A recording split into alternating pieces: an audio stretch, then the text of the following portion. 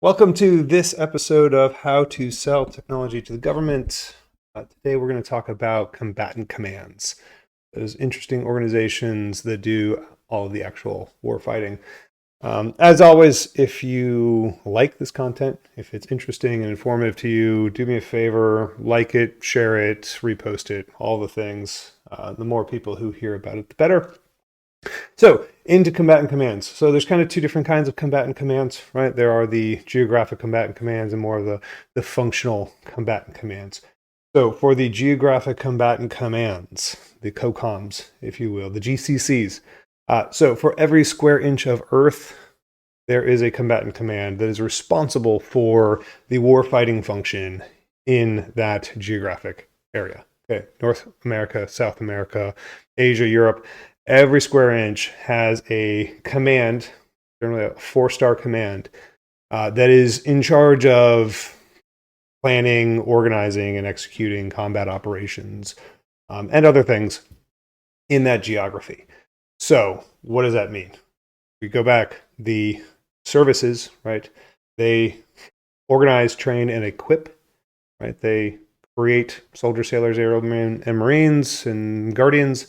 They give them, their capabilities, their weapons and whatnot. They train them how to use them, and then they provide them to the combatant commands to go actually do things. So, if something's going to take place in Asia, Indo-PACOM is in charge of organizing and running all of those things. In the things going on with Ukraine and Russia, that's all EUCOM. Okay. The important thing to know, really, two most important things to know. One, combatant commands don't have money, right? Combatant commands do not have program executive offices. They don't procure things, right? They also don't organize, train, and equip people. So when you talk about training, the people who get sent to combatant commands, who get sent overseas under the control and responsibility of COCOMs, they come with all the training and all the equipment that they need to have in order to fight in that theater. Okay. So when you think about what you're selling to the government, you're not really selling things unless you're doing some smaller stuff like services and support. You're not really providing that to the COCOMs. Okay, that's number one. Number two is there's a pecking order.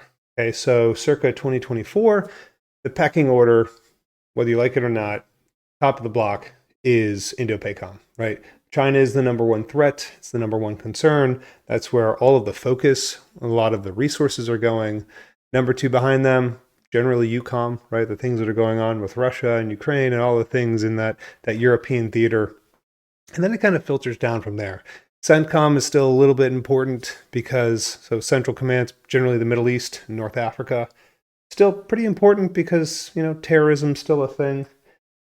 And then AFRICOM, right? So all of Africa, not including like very northern tip, kind of next in line in terms of importance in geography. Southcom is kind of below them, and then Northcom is really almost always the least important, right? Because why? Well, we don't really fight wars in North America. So those are really all the geographic combatant commands. And then on the other side of the house, you have the functional combatant commands, things like STRATCOM, which controls all of the nation's nuclear weapons. CyberCom, which is supposed to do all of our cyber fighting, right? Doing all the pew pew pew with the cyber bullets. Okay, SpaceCom, which is supposed to fight in space, or that means.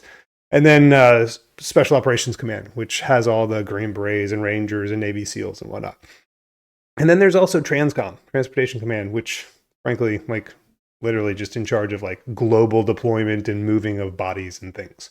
Okay. This is the stack now. If you go back a couple of years, if you went back to like 2004, number one, AFRICOM wasn't actually a combatant command before. It was part of CENTCOM before they got branched off. But CENTCOM had primacy. Since the War on Terror started, all of those things, like CENTCOM was the most important combatant command. Behind them, SOCOM was pretty darn important, right? The first folks into Afghanistan, the first folks into Iraq with Special Operations Command, those two tails were wagging the entire DoD dog. So where all the focus was for 20 plus years. And then behind that, kind of PACOM and EUCOM and SOUTHCOM, the stack kind of filtered the same sort of way.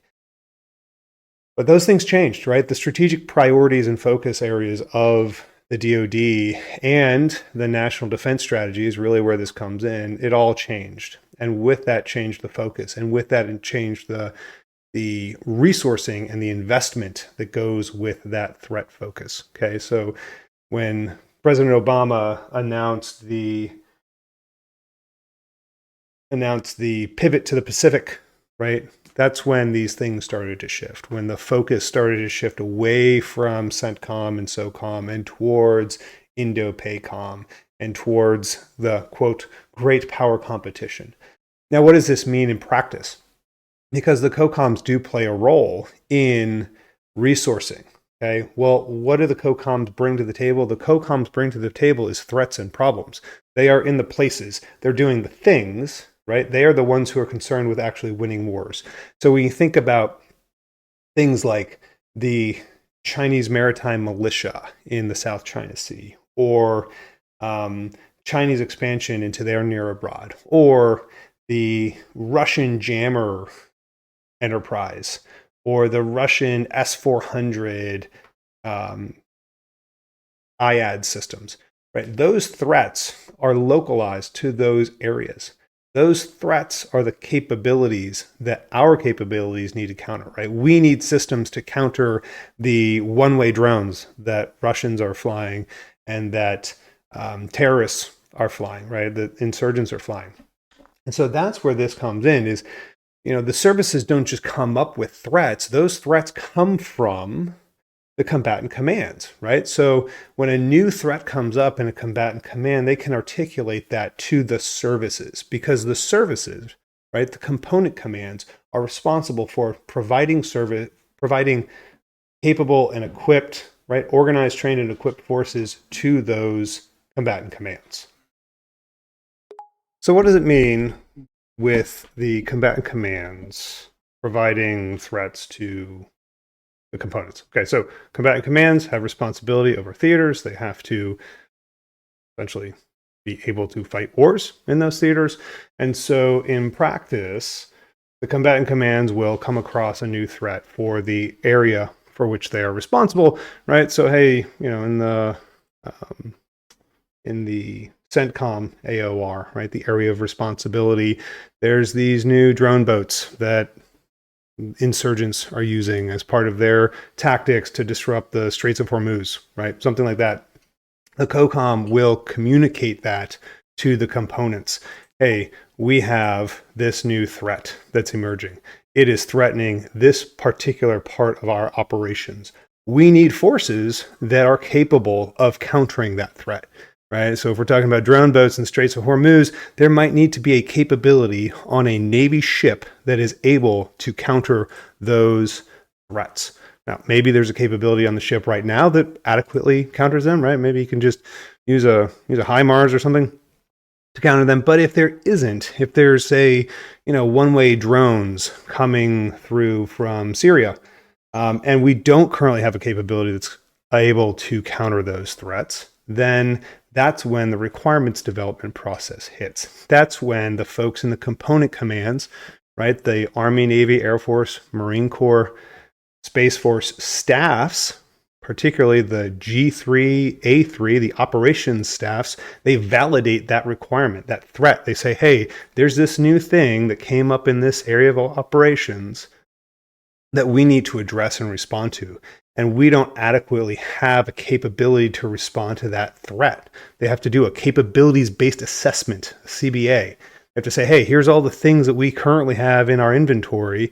Here's this threat. Our inventory doesn't adequately address that threat. And that's what kicks off the research and development phase, right? So the folks in the PEOs can put money on research and development, things like your SBIRs, your OTAs, your broad agency announcements. Where do you think those topics come from? They come from threats that are taking place in the combatant commands. So when the folks in the E-Ring, the folks in the PEOs, they do that investment, they buy that new technology, or they develop that new technology, right? They provide it to, right? So The COCOMs come up with a threat. They provide that to the components. The components validate those threats and those requirements. They pass those requirements to the folks in the PEOs. The PEOs put money into research and development, ideally into acquisition. Those acquisitions then turn into capabilities that get pushed out to the major commands, right? To the actual forces. So that new thing that counters drone boats in the Straits of Hormuz gets bolted onto the deck plate of a Navy boat. And then the Navy's responsible for, one, getting that boat where it needs to be, so allocating that boat to the COCOM, but also ensuring that the sailors that are on that boat are capable of using that new piece of equipment to counter that threat that the COCOM promulgated. Okay, so this is kind of the way this virtuous circle rolls, right? And this is how new capabilities are supposed to get to the field, because those sailors need to be trained in order to actually use that new capability. Okay, and then those forces, those trained and equipped forces, can then get provided, can be allocated to the COCOM to actually counter that threat. Now, sometimes that takes a while. Oftentimes that takes a while, right? It takes a very long time to, quote unquote, turn an aircraft carrier. It is what it is, right? You're talking about spending tens to hundreds of millions of dollars training thousands of people and providing these new capabilities that have never existed before. Right? Nobody else in the world has to do that except for the United States military. Literally anybody. Everybody else just copies us. Okay? So yeah, it takes a little while. And somewhat apocryphally, sometimes by the time you get that new capability to the field and all your forces are trained and ready to use it, sometimes those threats have changed. And now there's a new most important thing out there that you now have to counter. It is what it is. Don't get mad at the process. Just work with it. And know that that is the process, right? It's much easier to work within a system that you understand rather than shaking your fist at a system that you don't understand. So this is not a deep dive into how the PPB&E or the JSIDs or the GIF-MIG processes work. This is just a general overview of how these processes flow. And now that you know that, you can be better equipped to work within the processes and make the processes work for you. And that's where you actually start making money.